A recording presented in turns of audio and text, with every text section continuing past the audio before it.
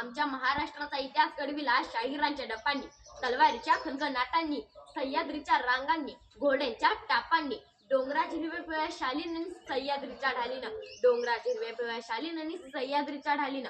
इतिहासाचा अभिमान हा एक शाप आहे, इतिहासाचा अभिमान हा एक शाप आहे, इतिहासाचे थोर ज्ञान हा एक अपराध आहे, इतिहासाचे थोर ज्ञान हा एक अपराध आहे, इतिहासाचे योग्य ज्ञान एक वैचारिक शक्य आहे, इतिहासाचे योग्य ज्ञान एक वैचारिक शक्य आहे. म्हणूनच श्रीमंत छत्रपती श्री शिवाजीराजे यांचे सुराज्य या विषयावर बोलण्यासाठी मी आज तुमच्या समोर उभा आहे.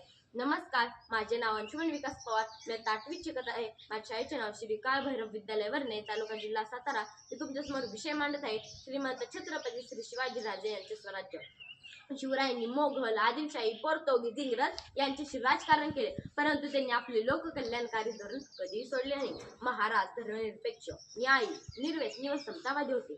त्यांचे राजकारण जातीवादी, धर्मवादी, भाषावादी नव्हते, तर त्यांचे राज्य स्वतःच्या पायावर स्वाभिमानाने जगायला शिकवणारे होते. दुसऱ्या जीवावर जगण्यात कसला आलं आयुष्य, दुसऱ्या जीवावर जगण्यात कसला आलं आयुष्य, असे जर मनगटात तर घडवा आपलं भविष्य. ही अनंत काळची प्रेरणा छत्रपती शिवाजी महाराजांनी आपल्याला दिलेली एक खूप मोठी देणगी आहे. तसेच 17व्या शतकापासून ते 21व्या शतकापर्यंतच्या धोरणाच्या बदलात आपल्याला जे फरक दिसतात त्यामध्ये आपल्याला शिवराय आठवतात. त्यामुळे यशवंत, कीर्तिवंत, नीतिवंत, सामर्थ्यवंत, वदरवंत, पुण्यवंत जाणता राजा, एकमेव अद्वितीय सिंहासनाधीश्वर, शीलवंत, कुलवंत, राजधिराज शिव छत्रपती शिवाजी महाराज. हिंदवी स्वराज्याची मुहूर्त मिटवणारा ढाण्या वाघ, अष्टपैलू जाणता राजा शिव छत्रपती यांचा जन्म 19 फेब्रुवारी 1630 रोजी शिवनेरी किल्ल्यावर आई जिजाऊंच्या पोटी झाला.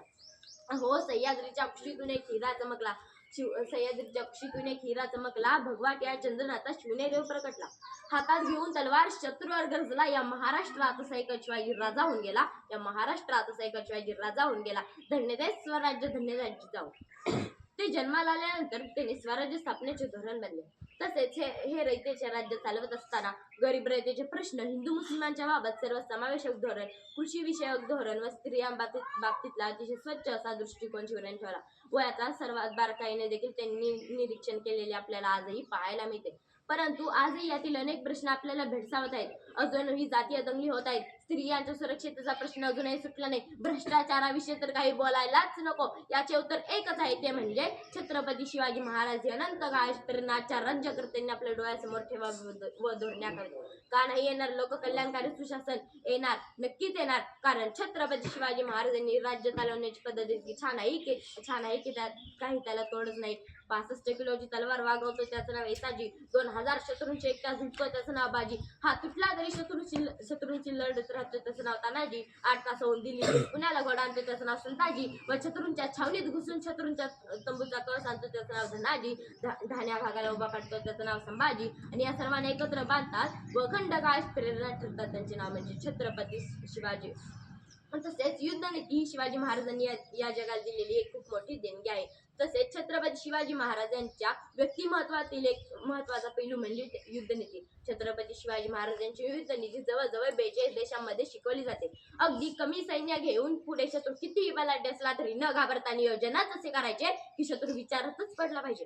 माझे एवढे सर्व काही सैन्य असून मेहरलो कसा.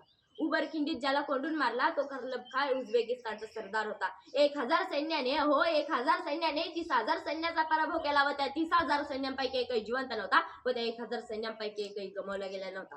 तसेच आमच्यावरील सूर्य कधीही मावळत नाही असे म्हणणारे ते इंग्लंडचे लोक, पण त्यातीलच एक अध्यक्ष म्हणतो लॉर्ड माउंटबॅटन म्हणतात, जर छत्रपती शिवाजी महाराज हे जर का आमच्या राज्यात जन्माला आले असते ना, तर आम्ही पृथ्वीवरच काय तर परग्रहावर देखील राज्य केले असते.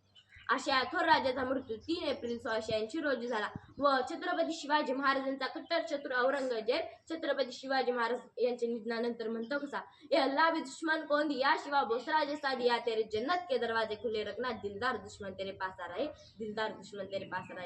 शेवटी जाता एवढंच म्हणतो की फुलांचा इतिहास काय नाही लिहिला, रात्रीचा इतिहास चांदण्याने लिहिला.